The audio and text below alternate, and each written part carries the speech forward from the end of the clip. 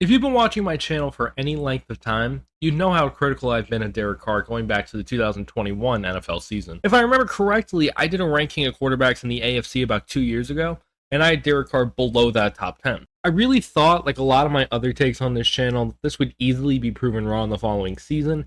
However, I was wrong about that. Ironically enough, as Derek Carr proceeded to have a career-worst season in 2022, after the Raiders had acquired a top 3 wide receiver in Davante Adams. Carr was benched toward the end of last season and was later released by Las Vegas before being signed to a 4-year, $150 million contract by the New Orleans Saints. With a new team and him arguably being in the best spot he's been in his career in quite some time, will he be able to succeed in this new chapter of his career? In today's video, we will look more into that. If you enjoyed this video and you want to see more like it during the NFL season, be sure to leave a like on the video and subscribe to the channel if you haven't already so you don't miss any future uploads. And with that said, let's get right into it. Carr spent his entire career in the NFL up to this point playing for the Oakland/Las Vegas Raiders. Up until about 2021, Carr was viewed by many as the Raiders franchise quarterback that would take them to the promised land. Since he made his NFL debut in 2014, he's 27th in completion percentage, 4th in passing yards, 7th in passing touchdowns, 31st in passer rating, and 2nd in total turnovers. Carr played in at least 15 games each season of his 9-year career, with only 2 of those seasons resulting in playoff appearances and another leading to an 8-8 season. That's right, only 3 seasons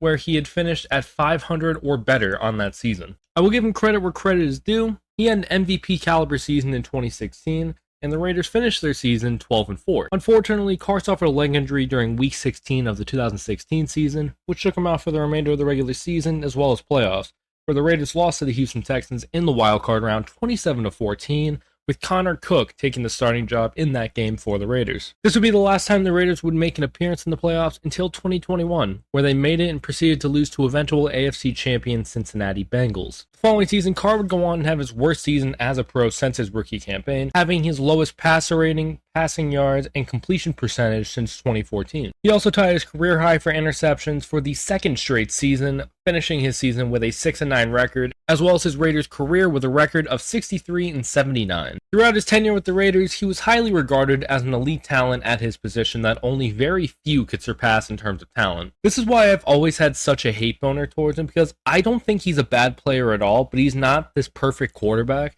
that those in the NFL sphere, fans and media alike, paint him out to be. An argument I used to hear a lot to defend Carr was that while he consistently had a top 10 to 15 defense yearly, he lacked serious help on offense. Since 2014, here is a list of players that Carr has had involved in his offense, and I'm not going to include once bigger names that had fallen off like an Amir Abdul or something crazy like that. They're going to be players that were either stars on that team or still productive. Latavius Murray, Amari Cooper, Michael Crabtree, Jared Cook, Darren Waller, Josh Jacobs, Hunter Renfrow, Davante Adams, and those are just the more notable names that have played a productive amount of football for the Raiders organization. As far as last season goes, Josh Jacobs led the NFL in rush yards and tied 5th in rushing touchdowns. Carr's superstar wide receiver 1 Davante Adams, who the Raiders just acquired that offseason, had the 3rd most receiving yards out of anyone in the league and also led in receiving touchdowns. So what was that about Carr not having enough help? I will say there were times Carr had to throw to complete shitters who had no business being wide receiver 1 on an NFL team at that time,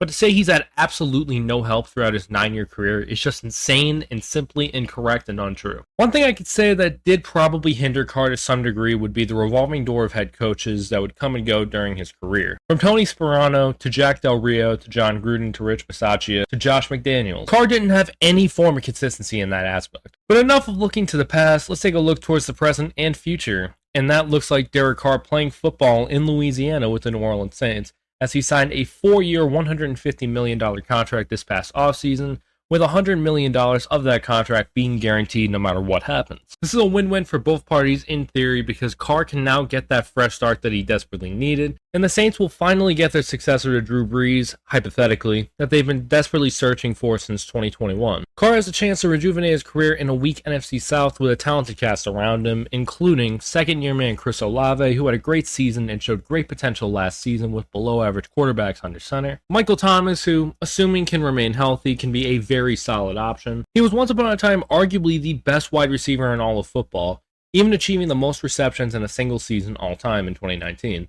a record that still stands to this day and will likely stand for decades to come. One of the most diverse running backs of the past decade, Alvin Kamara. He has taken a step back since Drew Brees retired and will miss time this season due to suspension, but he's still a very valuable piece to any offense, especially one that will seemingly be very pass happy. And that's not even it. With other names such as Juwan Johnson, the Saints offense should be expected to dominate, assuming everyone stays healthy. And with a defense led by Cam Jordan, Marshawn Lattimore, Tyrann Mathieu, Demario Davis, etc., they should be the easy favorites to win the NFC South over the Atlanta Falcons. Overall, if there was ever a team to sign with to start a new chapter of your career, in Derek Carr's case, the Saints might have been the best option for him. This is do or die for Carr in my opinion. He'll continue to have a job in the NFL until he chooses to retire, but his starting position could very well be on the line this season. If Carr has a pedestrian season with a healthy offense and misses the playoffs, this could be it for him. I genuinely believe he will thrive in this environment and have great success in this role. Whether I believe Carr underperformed with the talent he was given in Oakland and Las Vegas, which I do, is irrelevant. There's no denying the dysfunction that the Raiders front office with the revolving door of coaches, among other things, as well as just bad luck with injuries and players just going off the deep end. I do hope he once and for all earns the acclaim that he's been given for the last 7 years this season, believe it or not, and I will more than likely make a follow-up video to this by the end of this upcoming season to see how this ages. That's going to be it for me today. Thank you guys so much for watching this video. If you enjoyed it, be sure to leave a like and subscribe to the channel if you have not already so you don't miss any future uploads. Also be sure to check out my last video if you have not already. I'll leave the link up on the screen right here. Once again, thank you guys so much for watching. I'll see you all in the next one. Peace out.